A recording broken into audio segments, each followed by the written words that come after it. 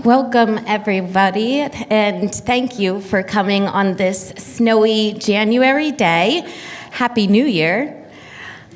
Today we have a very special production for you. It's the 12th day of Christmas today on January 6th, and as Peggy will tell you, even though the performance is the 12 days of Christmas, the message is something different, and she'll explain that to you. Pegi Siegel has been here, a resident at Medford Lee's for 12 years, and she has a background in puppeteering, and you'll also learn more about that from her. So without further ado, welcome, and here is Pegi Siegel.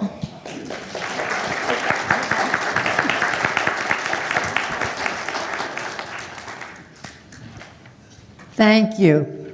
In fact, it was 1963. I had just had my fourth child. And I was really tired from taking care of the other three and the new one. So I sat down to a book, and it was Rachel Carson's Silent Spring.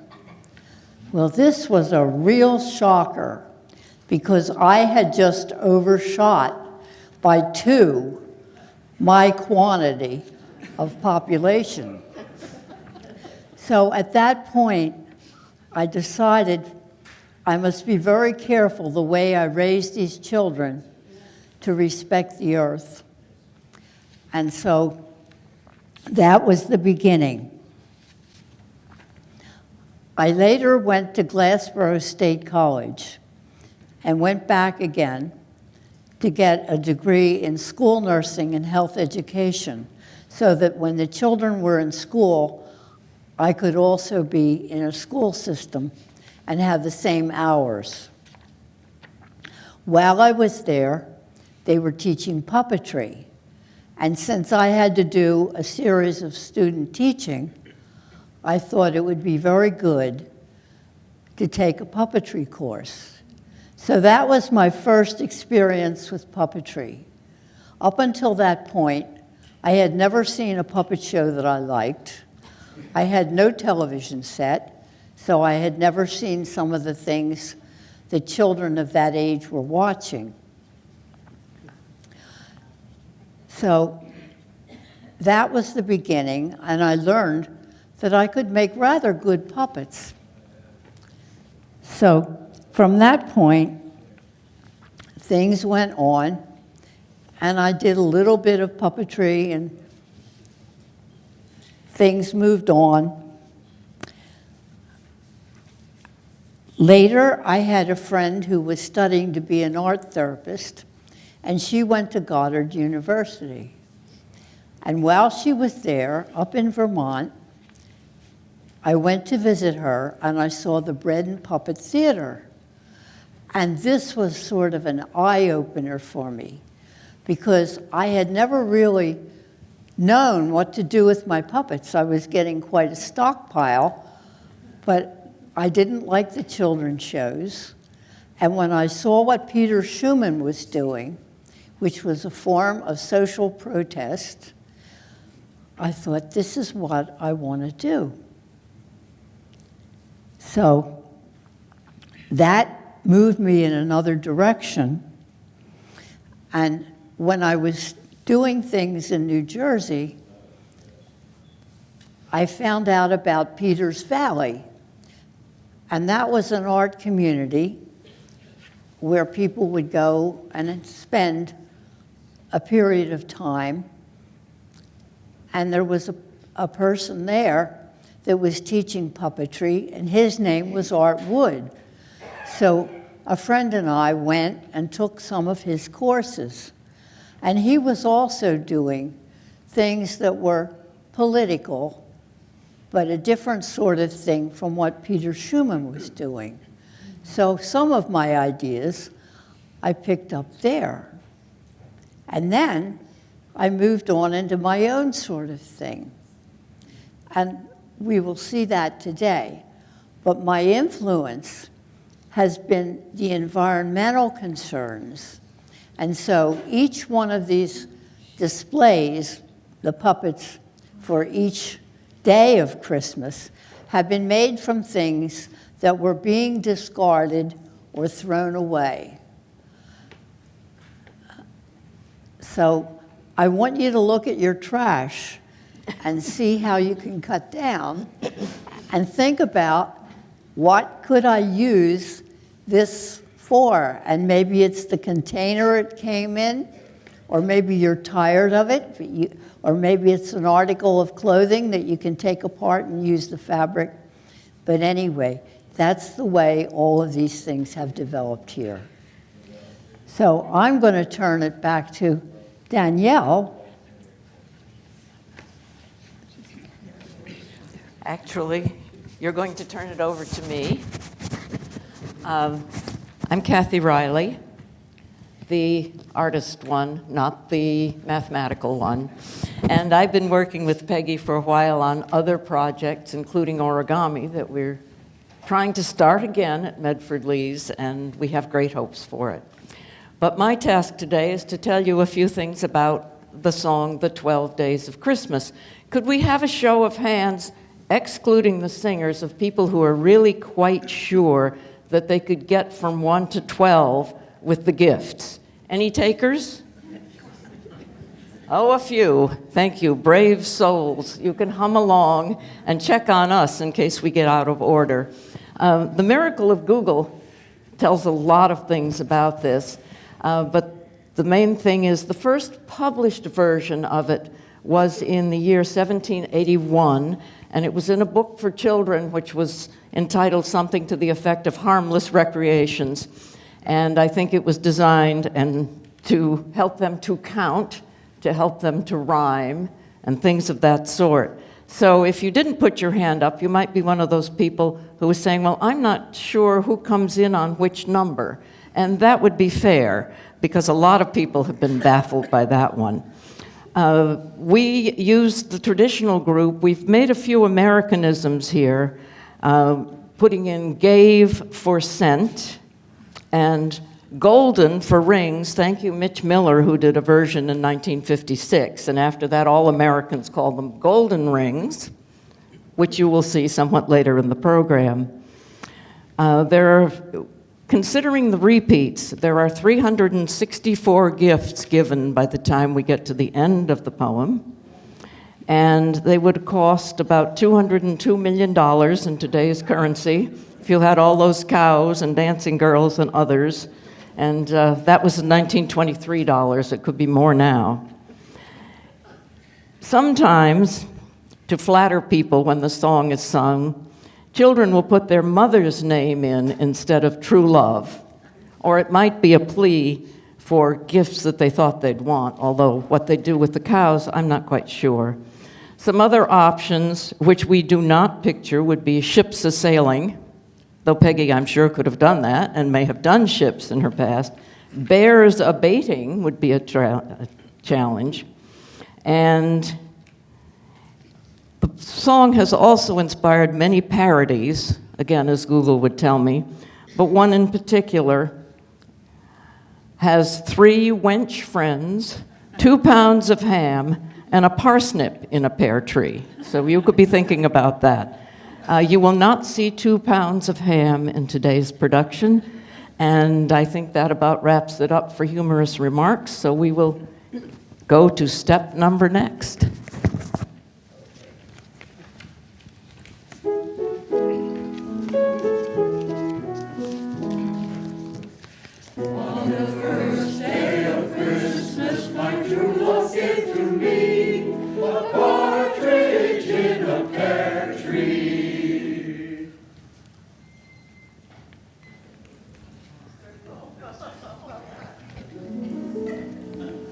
On the second day of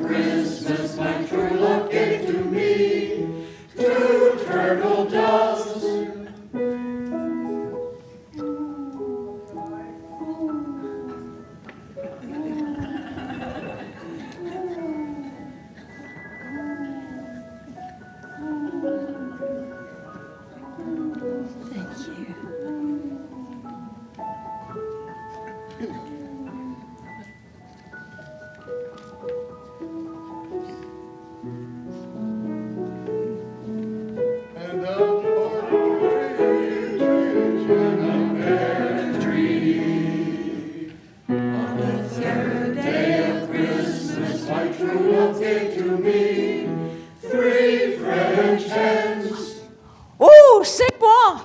Je suis un poulet français. Oh, oh, oh là là, mesdames, messieurs. Oh, bonjour, bonjour. Comment allez-vous aujourd'hui? Bonjour, bonjour. Je suis vraiment un poulet, un poulet. Un poulet française, un poulet française. Vraiment, vraiment. Wait a minute. Oui, vraiment. Oh, That's not a madame, French hen. Madame, s'il vous plaît, je suis un poulet français. She's speaking French, but that doesn't make her French. She's just learned to speak French. Oh, Yes, Avec you're not a plaisir, real French madame. hen. Avec You're a Rhode Island red. oh, And you are from, Oh, you are Jesus. originated in Massachusetts. And you're a well-known brand in our country. And you're respected because you do very nice eggs. But you're not a French hen. oh. This is your country. Now come over here and we will have a real French hen. Oh, merci, merci, merci. Wait, wait. We have a crevecore.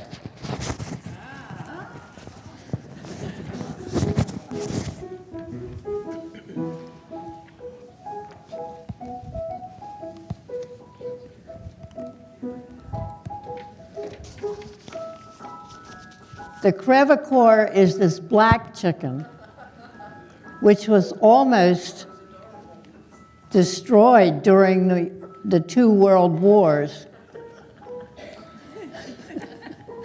And when I saw its picture, I just loved it, so I had to make the crevecore.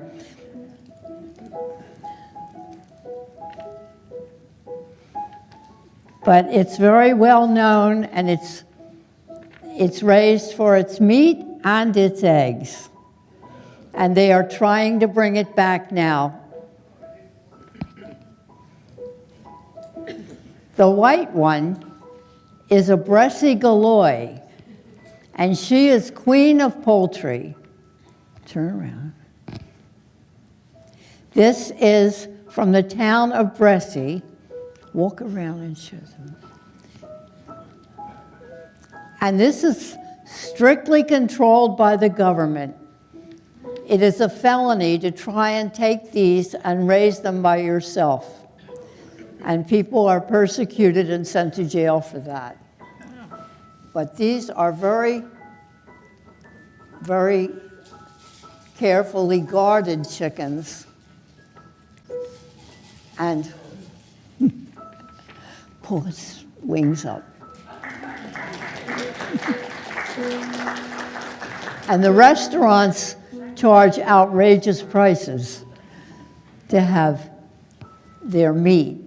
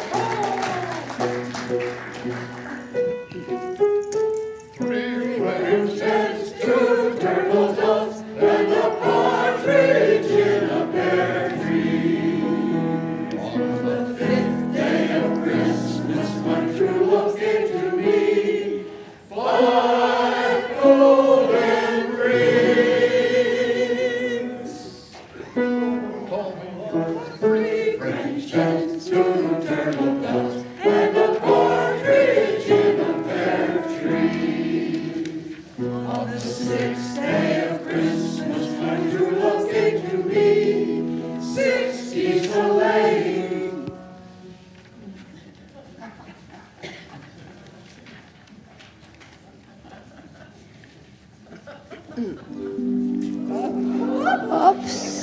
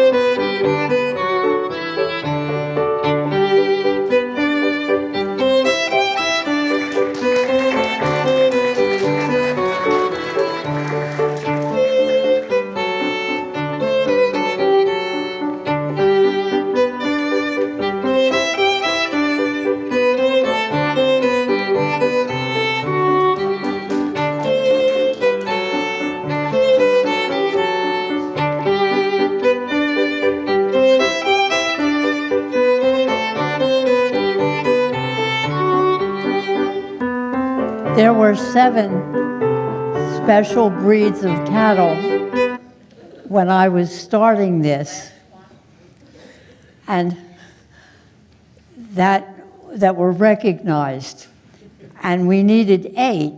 But then I realized that our 8th maid is the modern maid, and she goes to the store. Now, possibly some of you remember Elsie the Borden cow. And Elsie was when actually we started having dairy products in local stores.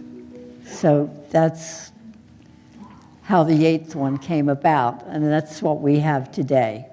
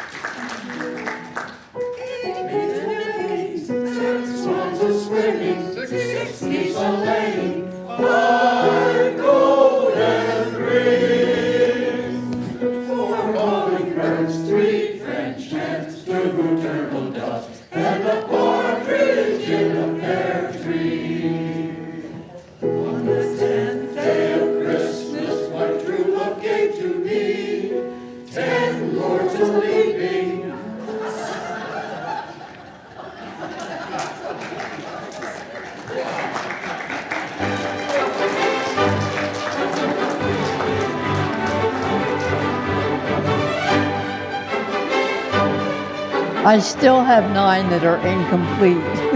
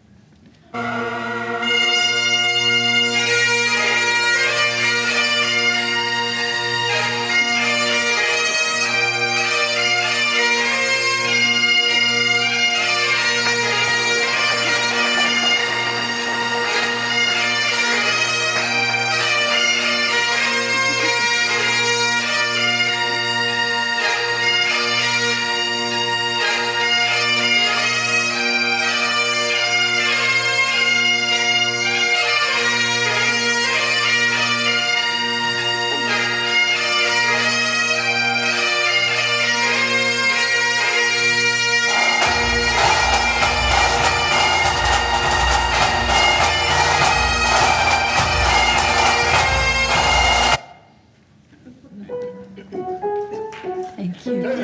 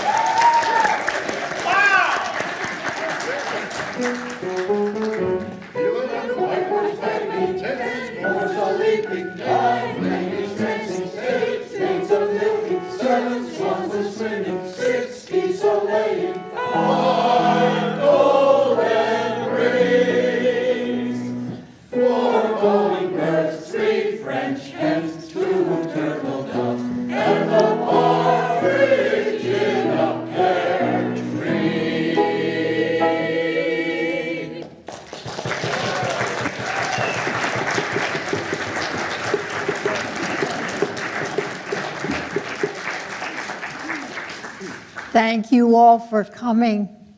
I would like to add that my puppeteers are all people from Medford Lees, and they are all people who have never had any experience doing puppetry before. So I would like us all to especially thank them. They have been wonderful to work with. And also, we have so many departments that have helped me in this effort. The people in assisted living that have done the artwork, that made the tree with the leaves and the pears. I really appreciate it. And remember, all of these things were recycled things. So when you have your trash, look at it and say, wow, is there something else I can do with any of these things? Or are they really trash? But that's all I have to say. Thank you. And I really appreciate that you've all come. And now you know me.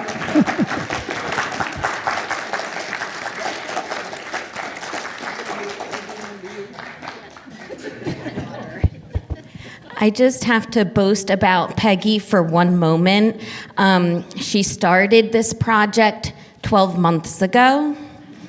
So this has been a dedication of an entire year, and she's put so much thought and detail into it. So I encourage you to come up to the tables where everything she's made is displayed, and if you have any questions about the background of the item or the puppet, she will happily tell you what recycled pieces she used, and it is remarkable.